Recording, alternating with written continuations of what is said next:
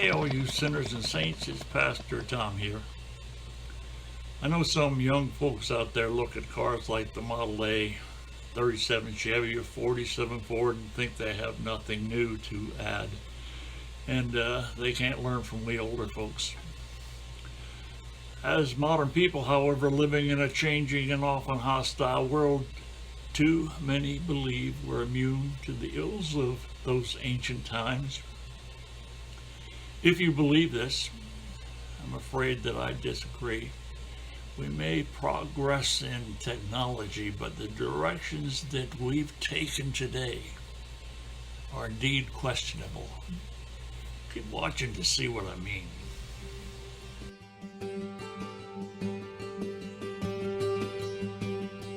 Just a note of warning for you all that MotorSage Musings is about more than just automobiles. We discuss some topics, religious and otherwise, as well as taking a ride out in the country and sometimes going to car shows. So if you want to continue along just fine, otherwise bail out.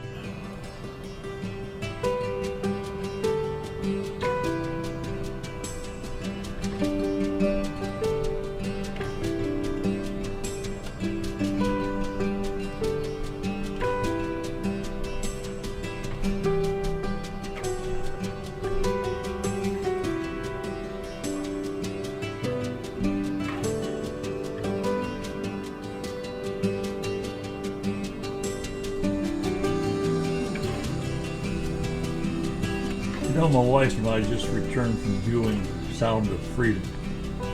We did that in a local theater here. As a movie, it's a smack right in the face that awakens the sleeping public to the horrible trafficking of children. Now, let me tell you right now, I highly recommend it for every Christian, especially those who have children or that work with youth. For me, part of the tragedy highlights the laxity of our border policy enforcement that's going on under the present political administration. I fear that many of these higher up may even be complicit in the horrid crimes against children that I saw in that movie. I recommend that you watch that. Watch it close. Think about it. Think about how you can advance the cause of freeing these children from such slavery. It's horrible what's going on, but it's been going on for an awful long time.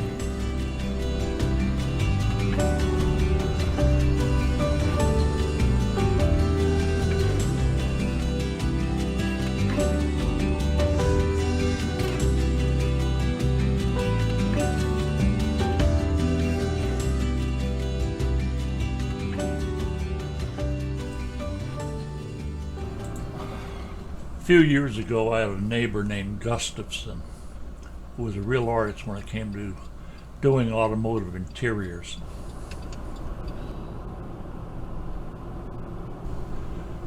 He did interiors restorations and custom work for many car show participants, some antique boat restorations.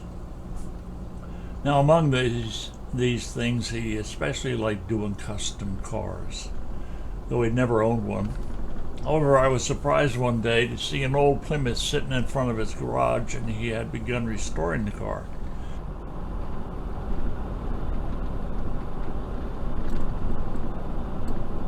Surprising, however, that it wasn't too long before hot rod fever hit him.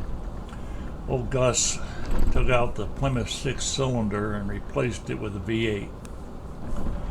But being a rather conservative sort, he didn't go too big. He didn't have the engine bay size for a Hemi or a Magnum, so he settled for a tricked-out 340 cubic inch engine. The V8 drove the car through a street-modified torque flight. He went to car shows. He drove in parades. He was a proud papa of his Plymouth baby.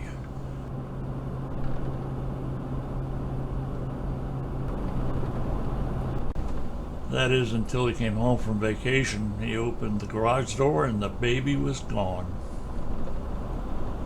Now, while vulnerable, while not guarding the home fire, someone had ransacked his home and stolen his car. He was more concerned about the car than the things in his house. He was horribly affected, as any person would be under similar circumstances. I remember how he grumbled about the loss for a long, long time, and he blamed many persons, including himself, the police, and even God.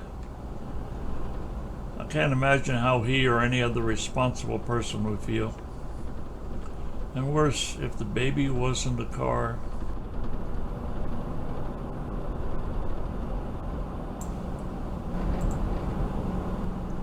We need only to look at our human history to find the crack in the block. We become aware that the abuse of helpless children has been a part of our human depravity for a long time.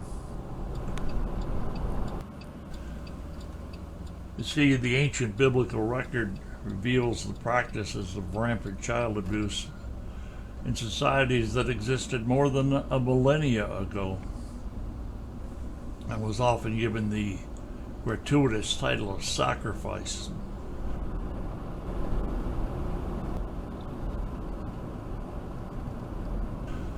These things were a method of deity appeasement during ancient times. As the Old Testament describes, the thunder gods were thought to be persuaded by such horrid practices.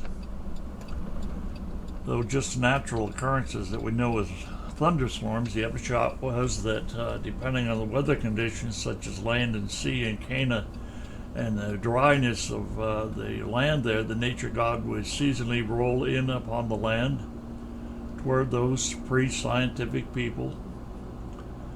And by doing so, they would quench the thirst of the land for a bountiful planting.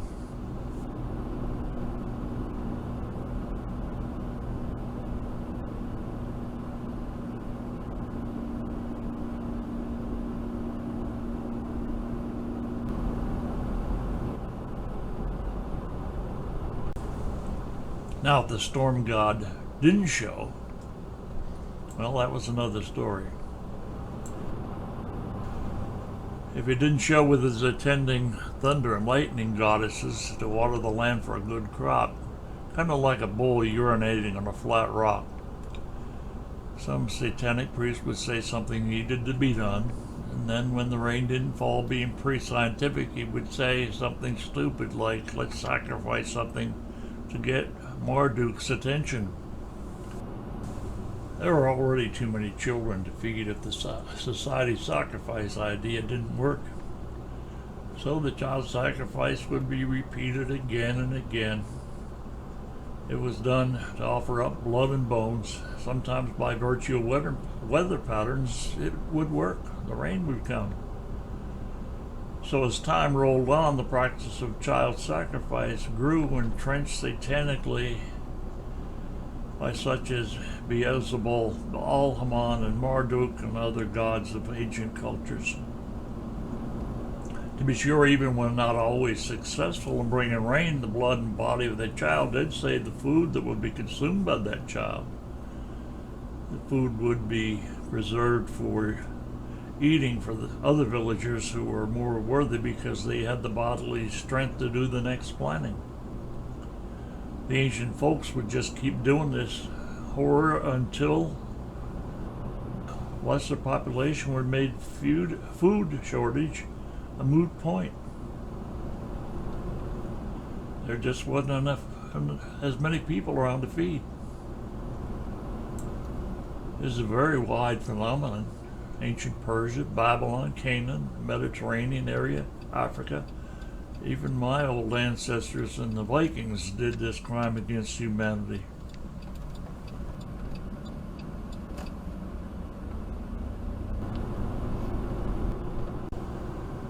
Is it any wonder that child sacrifice in one form or another still persists in modern times? Children are still being sacrificed to gods of prosperity, money,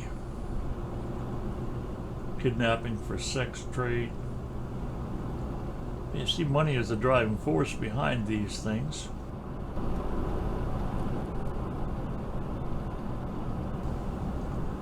is a proper work of faith, that we are freed from our dependence on the gods of crops, houses, cars, and other possessions. We are called to rightfully use these things and not make them our masters. First task is to further the work of Christ's kingdom. We are called to voice condemnation. We need to march against those who would snip the spine of children in the quest of satanic pursuits.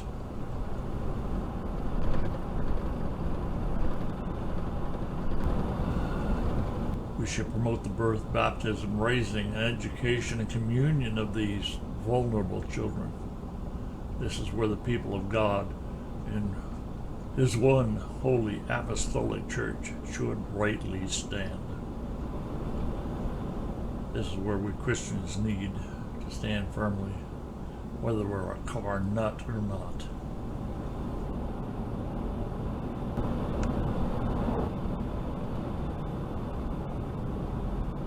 Thou shalt not kill, and this includes children, both born and preborn. And once they're born, we take care of them. We don't kidnap them. We don't sell them as sex slaves. They aren't cut up for a donation of body parts, and they aren't murdered. Well, I claim that we better be involved. This is the future of our church. The church has been fooled into low birth rates, for far too long.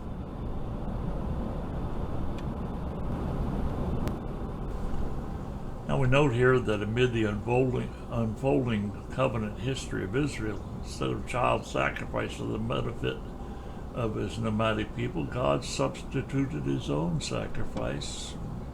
Jesus was born in the world and went to the cross so that we might be preserved, that we might have plenteous population growth. In this way, the faithful will survive, even amid wars and destruction that comes along with many civilizations.